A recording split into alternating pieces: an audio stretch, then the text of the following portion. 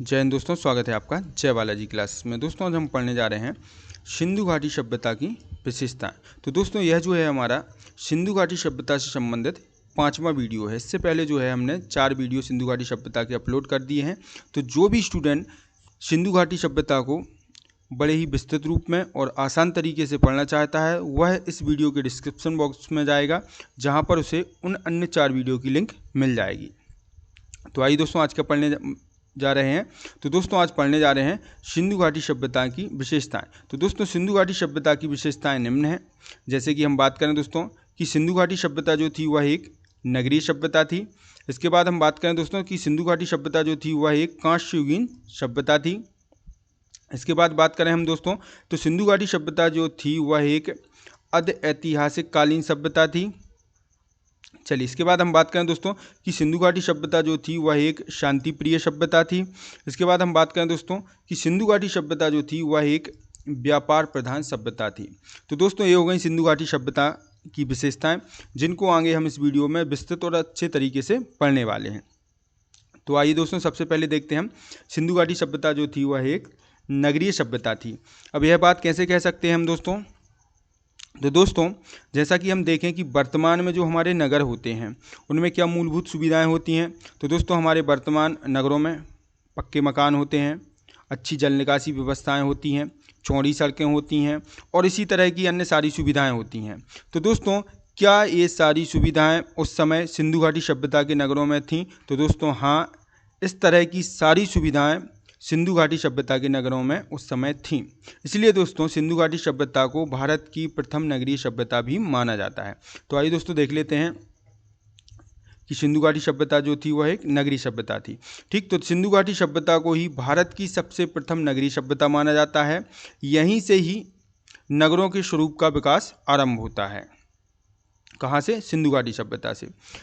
सिंधु घाटी सभ्यता कि क्या क्या नगरीय विशेषताएं थीं।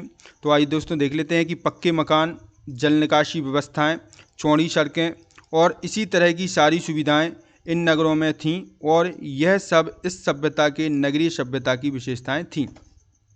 चलिए इसके बाद हम बात करें दोस्तों कि जैसा वर्तमान में जो नगर हैं वे व्यापार की दृष्टि से प्रधान हुआ करते हैं, वैसे ही दोस्तों सिंधु घाटी सभ्यता के जो नगर थे वे भी व्यापार की दृष्टि से प्रधान हुआ करते थे। तो यहाँ पर हमने लिख भी दिया है कि इस सभ्यता के नगर व्यापार की दृष्टि से प्रधान हुआ करते थे। चलिए इसके बाद अगली विशेषता देखें तो दोस्तों सिंधु घाटी सभ्यता जो थी वह एक कांस्ययुगीन सभ्यता थी। अब ये कैसे कह सकते हैं हम? तो दोस्तों हम बड़े ही अच्छे तरीके से जानते हैं कि जिस काल में पत्थर का उपयोग हुआ हो उस काल को हम पाषाण काल कहते हैं। इसके बाद जिस काल में तांबे का उपयोग हुआ हो उसे ताम्रयुगीन सभ्यता कहते हैं। और दोस्तों जिस सभ्यता में लोहे का उपयोग हुआ हो उसे लोहयुगीन सभ्यता कहते हैं। और दोस्तों जिस सभ्यता में कांस्य का उपयोग हुआ हो उसे क्या कहा जाता है? कांस्ययुगीन सभ्यता कहा जाता है। तो दोस्तों सिंधु घाटी सभ्यता के लोगों ने किसका उपयोग किया? कांस्य का उपयोग किया। इसलिए दोस्तों इस सभ्यता को क्या कहा गया? कांस्ययुगीन सभ्यता कहा गया। तो आइए दोस्तों देख लेते हैं कि जैसा कि हम सब जानते हैं कि जिस काल में पत्थरों का उपयोग हुआ उसे पाषाण काल कहा गया, जिस काल में तांबे का उपयोग हुआ उसे ताम्रयुगीन सभ्यता कहा गया, जिस काल में लोहे का उपयोग हुआ उसे लोहयुगीन सभ्यता कहा गया और जिस काल में कांस्य का उपयोग हुआ उसे कांस्ययुगीन सभ्यता कहा गया। तो दोस्तों इस सभ्यता में अर्थात सिंधु घाटी सभ्यता में कांस्य का उपयोग लोगों के द्वारा किया गया, इसलिए इसे कांस्ययुगीन सभ्यता कहा जाता है। ठीक, चलिए इसके बाद अगली विशेषता देखें दोस्तों सिंधु घाटी सभ्यता की। तो दोस्तों सिंधु घाटी सभ्यता एक ऐतिहासिक कालीन सभ्यता थी। अब ये हम कैसे कह सकते हैं? तो दोस्तों जिस काल की जानकारी के हमें पुरातात्विक स्रोत और लिखित स्रोत दोनों मिलते हैं, लेकिन उसके लिखित स्रोतों को अभी तक नहीं पढ़ा जा सका है, उसे क्या कहा जाता है? ऐतिहासिक काल कहा जाता है। तो दोस्तों हम जानते हैं कि सिंधु घाटी सभ्यता के हमें पुरातात्विक स्रोत और लिखित स्रोत दोनों ही मिले हैं, लेकिन दोस्तों हमें अभी भी सिंधु घाटी सभ्यता के लिखित स्रोतों को पढ़ने में सफलता नहीं मिली है। इसलिए दोस्तों सिंधु घाटी सभ्यता जो है एक ऐतिहासिक कालीन सभ्यता है। आइए दोस्तों देख लेते हैं ऐतिहासिक काल। इसका तात्पर्य यह है कि जिस काल की जानकारी के पुरातात्विक स्रोत और लिखित स्रोत दोनों मिले हैं, लेकिन उसके लिखित स्रोतों को अभी तक नहीं पढ़ा जा सका है, उसे ऐतिहासिक काल कहा जाता है। ठीक, चलिए सिंधु घाटी सभ्यता की बात करें तो दोस्तों इस सभ्यता के संबंध में चित्रलिपियां प्राप्त हुई हैं, लेकिन अभी तक इन लिपियों को नहीं पढ़ा जा सका है। चलिए इसके बाद हम बात करें दोस्तों कि सिंधु घाटी सभ्यता जो थी वह एक शांति प्रिय सभ्यता थी। अभी हम कैसे कह सकते हैं, तो दोस्तों हमें बड़े अच्छे से पता है कि सिंधु घाटी सभ्यता से हमें युद्ध के किसी भी प्रकार के प्रमाण देखने को नहीं मिले हैं, और ना ही दोस्तों हमें सिंधु घाटी सभ्यता की खुदाई से किसी भी प्रकार के अस्त्र शस्त्र के अवशेष मिले हैं। तो दोस्तों इस प्रकार से हम कह सकते हैं कि सिंधु घाटी सभ्यता जो थी एक प्रकार की शांति प्रिय सभ्यता थी। दूसरे रूप में हम देखें दोस्तों तो दोस्तों हमें बड़े ही अच्छे से पता है कि किसी भी विषय को लेकर 2 या 2 से ज़्यादा क्षेत्रों या 2 या 2 से अधिक राज्यों या 2 देशों के मध्य युद्ध ही एक विकल्प होता था कि वे युद्ध के माध्यम से अपने धार्मिक, राजनीतिक या कोई भी विषय पर अपनी बात मनवा पाएं। ठीक, तो दोस्तों इस प्रकार का हमें कोई भी युद्ध सिंधु घाटी सभ्यता में देखने को नहीं मिलता है। तो आइए दोस्तों देख लेते हैं कि सिंधु घाटी सभ्यता जो थी वह एक शांति प्रिय सभ्यता थी। कैसे, तो दोस्तों जब भी हम इतिहास की तरफ देखते हैं तो हम पाते हैं कि किसी भी विषय को लेकर 2 या 2 से ज़्यादा क्षेत्रों या राज्यों या देशों में युद्ध ही एक विकल्प होता था, ताकि वे अपने धार्मिक, राजनीतिक या कोई भी विषय पर अपनी बात मनवा पाएँ सामने वाले देश को या सामने वाले राज्यों को या सामने वाले क्षेत्र को। ठीक, तो आइए बात करें सिंधु घाटी सभ्यता के बारे में। तो दोस्तों परंतु इस सभ्यता के संबंध में किसी प्रकार के युद्ध की जानकारी देखने को नहीं मिलती है, और इस सभ्यता में लोग शांति प्रिय होकर रहना पसंद करते थे।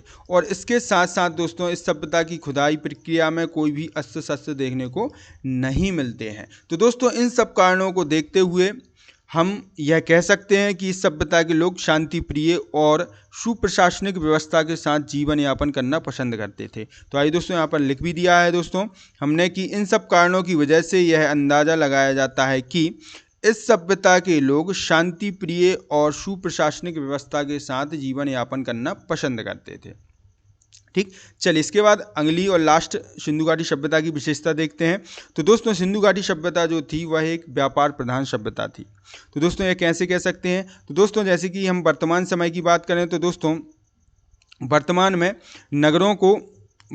में नगरों में व्यापार को ज़्यादा प्रधानता दी जाती है।